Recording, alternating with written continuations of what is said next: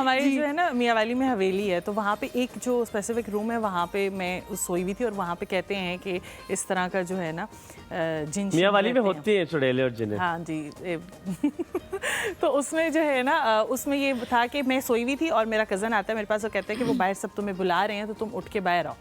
मैंने कहा अच्छा ठीक है, मैं उस कमरे से बाहर निकल के जाती हूँ तो सब सो रहे होते हैं, वो कज़न भी सो रहा होता है और कोई भी नहीं होता वहाँ पे, और मैं देख रही होती है ऐसे कि किसने मुझे बुलाया। और इस तरह से एक और वाक़या ये है कि जब कहते हैं ना कि शादी के दिन जब रख दिए जाते हैं तो लड़की को घर से बाहर नहीं जाना चाहिए, घर में भी वो सेफ नहीं होती कि कोई इस तरह से।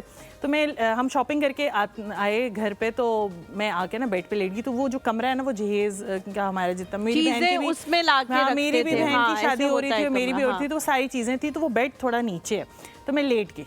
अब वहाँ पे जो कमरे का दरवाज़ा है ना वो डबल डोर था, वो ऐसे खुलता था, तो मैं लेट गई। अब मैं जब लेटी तो मुझे दरवाजे का ना हाफ नज़र नहीं आ रहा, तो वो दरवाज़ा एक दफ़ा खुलता है और बंद होता है, तो मैंने कहा कौन, मैं बड़ी थकी हुई थी, मैं उठ के नहीं देखा, मैं कहा कौन, तो किसी की आवाज़ नहीं आती।